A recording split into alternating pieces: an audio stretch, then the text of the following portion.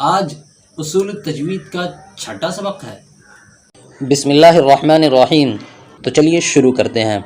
نون ساکین اور تنوین کا بیان۔ نون ساکین اور تنوین میں یہ فرق ہے کہ نون ساکین اور تنوین میں کیا فرق ہے اس کو یہاں پہ بیان کر رہے ہیں۔ نون ساکین اور تنوین میں فرق یہ ہے کہ نمبر 1، نون ساکین کلمہ کے درمیان میں بھی آتا ہے اور آخر میں بھی، تنوین صرف کلمہ کے آخر میں آتی ہے۔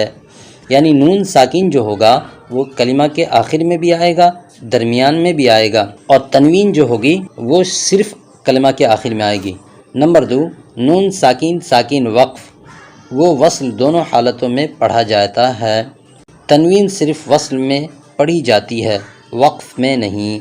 تنوین کس کو کہتے ہیں اب یہاں پہ اس کو بتا رہے ہیں۔ دو زبر دو زیر دو پیش کو کہتے ہیں۔ نون ساکین اور تنوین میں ادائیگی کے اعتبار سے کوئی فرق نہیں ہے۔ نون ساکین اور تنوین کے 4 حال ہیں: اظہار، ادغام، اقلاب، اخفا۔ تنوین کس کو کہتے ہیں اب یہاں پہ اس کو بتا رہے ہیں۔ تنوین دو زبر دو زیر دو پیش کو کہتے ہیں۔ نون ساکین اور تنوین میں ادائیگی کے اعتبار سے کوئی فرق نہیں ہے۔ نون ساکین اور تنوین کے 4 حال ہیں: اظہار، ادغام، اقلاب، اخفا۔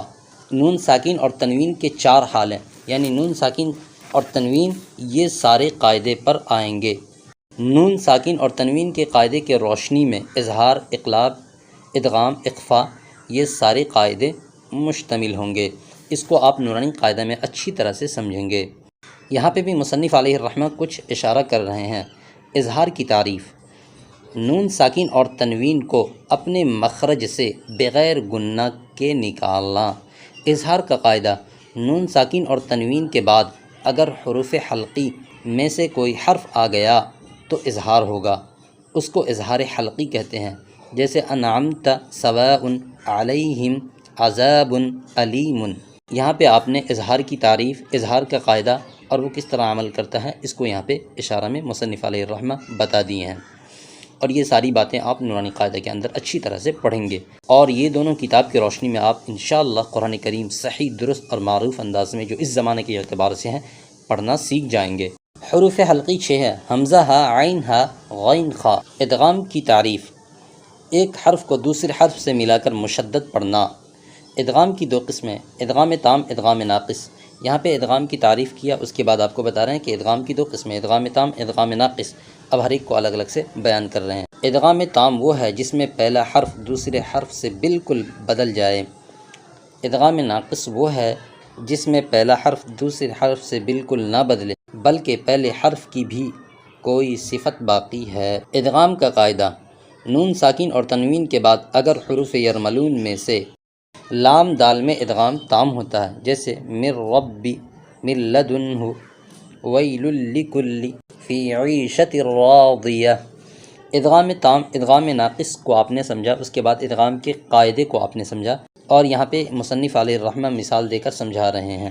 اور من میں ادغام ناقص ہے، جیسے من یعمل من وراء ممن من النبی خیرا یرى خیر وابقى خیرا منها یومئذ ناعمہ۔ لیکن یہ 4 کلمہ ایسے ہیں کہ ان میں ادغام کے قاعدے کے موافق ادغام ہونا چاہیے۔ وہ 4 کلمہ یہ ہے: دنیا، قنوان، صنوان، بنیان۔ ان کو دنیا، قنوان، صنوان پڑھنا چاہیے، مگر ان میں اظہار ہوتا ہے، ادغام نہیں ہوتا، کیونکہ ادغام کے لیے شرط یہ ہے کہ نون ساکین ایک کلمہ کے آخر میں ہو اور حروف یرملون دوسرے کلمہ کے شروع میں ہو، اور ان 4 کلموں میں ساکن ہو۔ حروف یرملون ایک ہی کلمہ ہے، اس لیے اظہار ہوگا۔ قلب کی تعریف: نون ساکن اور تنوین کو میم ساکن سے بدل کر گنہ کرنا، یعنی قلب کی تعریف یہ ہوا۔ قلب کا قاعدہ: نون ساکن اور تنوین کے بعد اگر با آوے تو قلب ہوگا۔ نون ساکن اور تنوین کو میم سے بدل کر گنہ کے ساتھ پڑھیں گے، جیسے من بعد صم بکم۔ اخفا کی تعریف: یہاں سے اخفا کی تعریف بیان کر رہے ہیں۔ نون ساکن اور تنوین کی آواز کو خیشوم میں لے جا کر اس طرح ادا کرنا کہ نہ ادغام بلا غنہ کی آواز نہ ہو اور نہ اظہار کی، بلکہ ان دونوں کے درمیان کی حالت ہو۔ اخفا کا قاعدہ: نون ساکن اور تنوین کے بعد اگر حروف حلقی یرملون کے با کے علاوہ کوئی حرف آ جائے گا تو اخفا ہوگا۔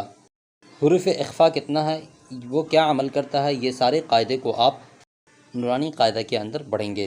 قوما ضالین، اس اخفا کو اخفاء حقیقی کہتے ہیں۔ فائدہ: اخفاء حقیقی کے ادا کرتے وقت ناک میں، جیسے ان کنتم قوما ضالین، اس اخفا کو اخفاء حقیقی کہتے ہیں۔ فائدہ: اخفاء حقیقی ادا کرتے وقت ناک میں آواز اس طرح جاتی ہے جس طرح سین، اونٹ، جوک وغیرہ میں جاتی ہے۔ یہاں تک آپ نے بہت سارے قاعدے کو سمجھا۔